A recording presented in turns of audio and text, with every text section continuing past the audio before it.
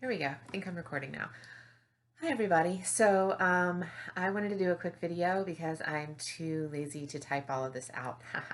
I've had a bunch of people ask me since I posted on Facebook the other day about getting diagnosed with pretty advanced osteopenia, what I'm doing to help um, prevent my bones from continuing to deteriorate and potentially build some bone back.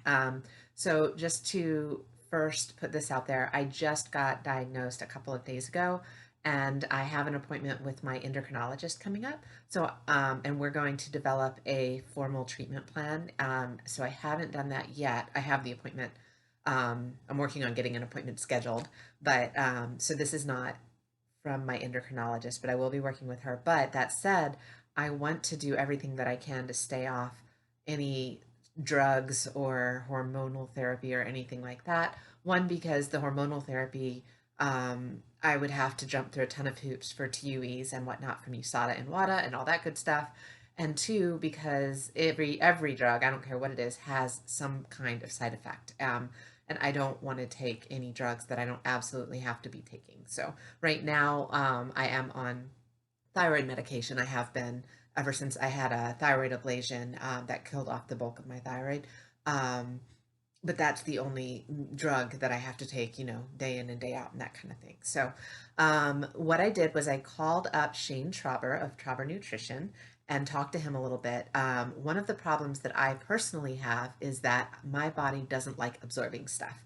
That's one of the reasons that I am 100% gluten free and have been for several years because in a bunch of different blood testing and whatnot, we determined that gluten was one of the things that was causing internal inflammation in my gut that was preventing me from absorbing iron properly. And so I was chronically anemic all the time, no matter how much iron supplementation that I took in the form of pills, I wasn't absorbing it. And so it wasn't doing me any good. It was basically just making me have expensive pee. So I cut gluten out, and that definitely helped with the absorption, but I still have problems absorbing a lot of things. What I'm doing to try to increase absorption of the vitamins and minerals that I'm taking in, both in my food and through supplementation, is 2 times a day before meals. I am taking these digestive enzymes by Now Foods, and they have amylase, protease, and lipase in them, plus some other stuff that helps your body to break down the foods that you're eating and utilize the nutrients in them. So that's one thing I'm doing. And by the way, I'm not being sponsored by any of these. I'm just putting the information out there. And hopefully I'll come back in a month or two and tell you how wonderfully it worked.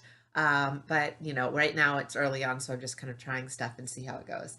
The other thing I'm doing, because I do believe all health starts in your gut and you have to be able to absorb stuff, otherwise you're just wasting money, is I've found a brand new probiotic.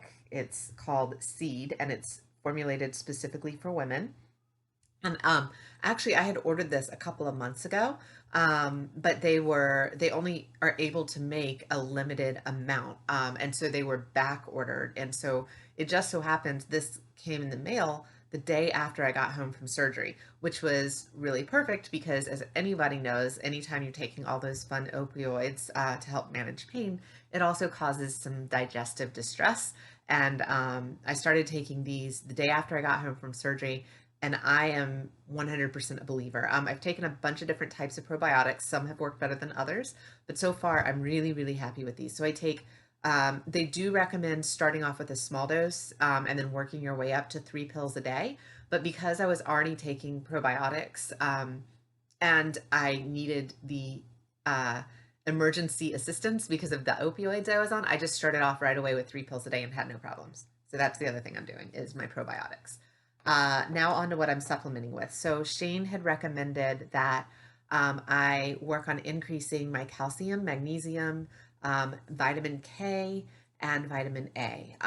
Vitamin K, hold on, I'm gonna pull up my little Wikipedia thing because I don't have all of this memorized yet. But vitamin K is fat soluble. So when I do take my vitamin K, I make sure that I take it with a fatty meal like salmon or something like that, or I take it at the same time as my fish oil.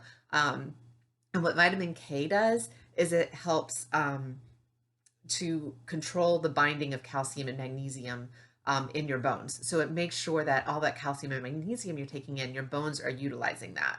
Go back here. Yeah, so that's what I do. So what I actually got was one of the other things he recommended was vitamin D.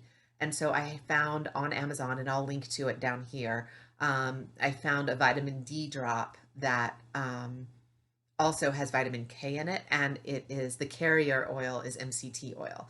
So I take that and 5 drops of that daily in addition to my cod liver oil. I use the Carlson's cod liver oil, which is high in vitamin D as well. And I did, by the way, just get tested for vitamin D levels after breaking my hip, and my vitamin D levels are low. So I wasn't properly absorbing that, or I wasn't getting enough, one or the other, or both.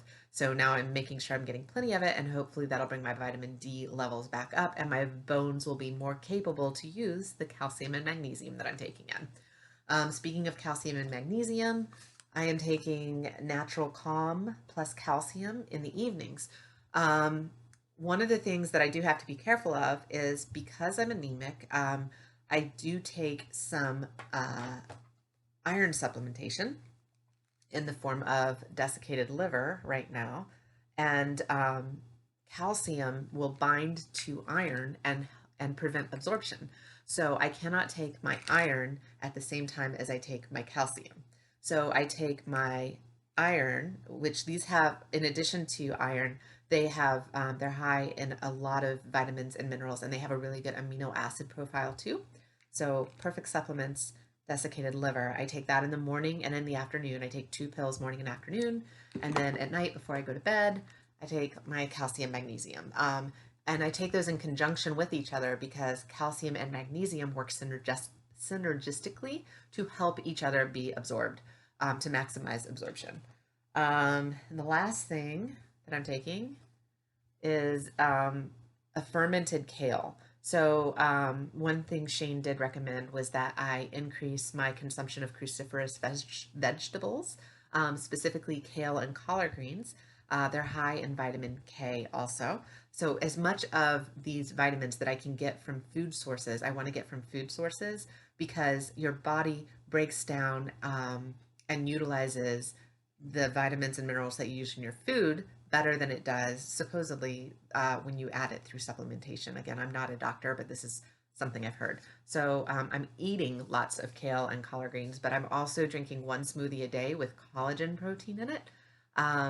Anybody that has ever done research on collagen protein knows it helps with the strengthening of, it helps with your digestion, and it also helps with bones, tendons, and ligaments, helps to improve the health of those. So I'm doing one smoothie a day with a scoop of fermented kale in it and also a scoop of collagen protein. So that's pretty much everything from a nutritional standpoint. The other thing that I am doing, and I know I've talked about this a little bit, is CBD oil. So I use, this bottle never wants to focus. There we go. I use this stuff from a company called Rossum that's here local in Austin and Fort Worth. And I'm currently using the extra strength. I was using the performance strength, but I found this stuff both helps with my sleep. It helps me to sleep through the night instead of waking up 5, 6 times a night like I was.